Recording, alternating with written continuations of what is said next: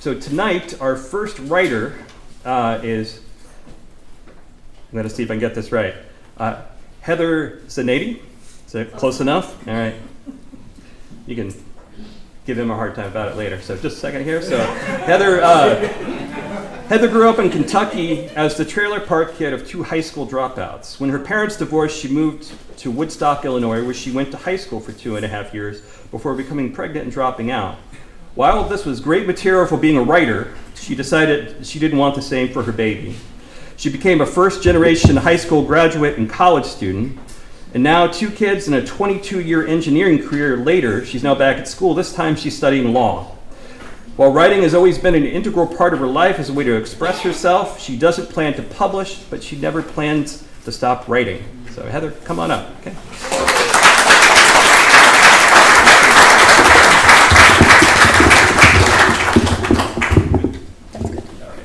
Thanks, everyone. I'm nervous, as you can tell, so bear with me if I speak too fast. My story is called Super 8. Damn it, I said to myself, tripping over, trying to put on my left shoe. I should have untied them first, but I never do. Am I too lazy or too obstinate? Who knows? All I know for sure is that I tied them once back in 1987, and tied they've remained. As I pass by the dingy mirror, I peer through the ghosts of old Aquanet that came before. My uniform is wrinkled, but I don't care. I look tired, also don't care. My blue eyeshadow and heavy black eyeliner look smoky from the night before, but that's okay. I grab the can of Aquanet, close my eyes, and spray until a thick fog forms around my head. My blue eyes clenched shut, I don't breathe. Then after a few minutes, I take a look, and it's perfect. Lacquered, solid, and huge. Ginger perfection. Like Dolly Parton said, the higher the hair, the closer to God. Can I get an amen? Amen. I give one last glance around my tiny shithole of a room they marketed as a cozy studio. Note once again that I hate the heavy paisley drapes and shut the door. I hear the cylinder shifting as I turn the key to lock it behind me and laugh to myself at the absurdity of the cheap-ass lock as it jiggles under the turn of the key. Boy, this is safe. Oh well. It's not a long walk to work, just about a mile or so. Usually I enjoy the time and the sounds of the city, honking cars, the blurred chatter of people talking about what's on for dinner and who's fucking who, a dog barking. I call it the TV static of life, just the noise of being alive.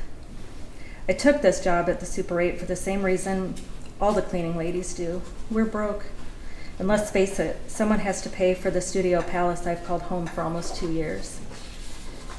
And those fancy Swanson dinners and the metal trays aren't going to buy themselves. But listen, I didn't set out to get a job washing and folding other people's piss-stained sheets, but here we are.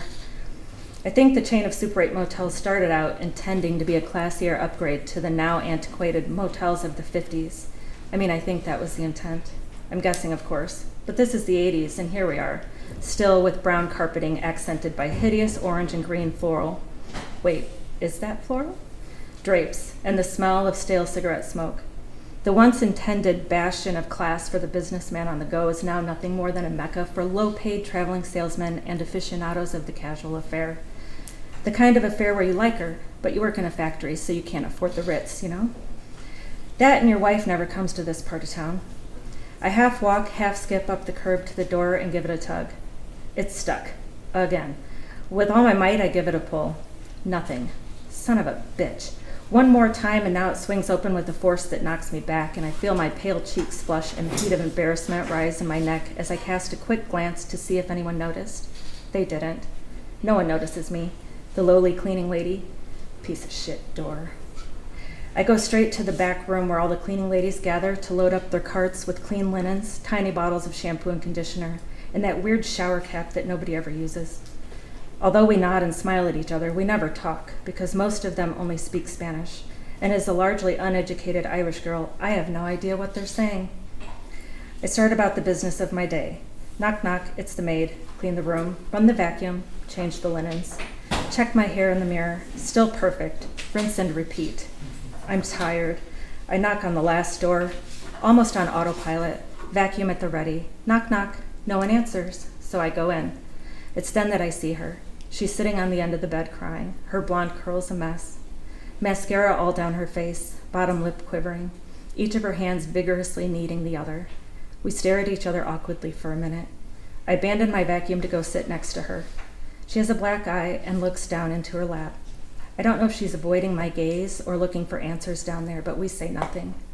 I put one arm around her shoulders and she leans into me, quietly sobbing. We sat there for a long time, well past my shift, I know, because it's dark. And when her chest had finally stopped heaving with relentless sobbing, she took a deep breath and looked at me. In silence, she curved her lips with what passed for a tiny smile, gathered up her purse and coat, and walked out the door. I grabbed my vacuum and began to finish what I came to do. By the time I got back to the room to put my cart away, all the other cleaning ladies had gone, and that was okay because I didn't have to fake a smile or pretend to understand a single word of what they were saying. I rolled my cart to its designated parking spot, stole 2 tiny bottles of shampoo, and left.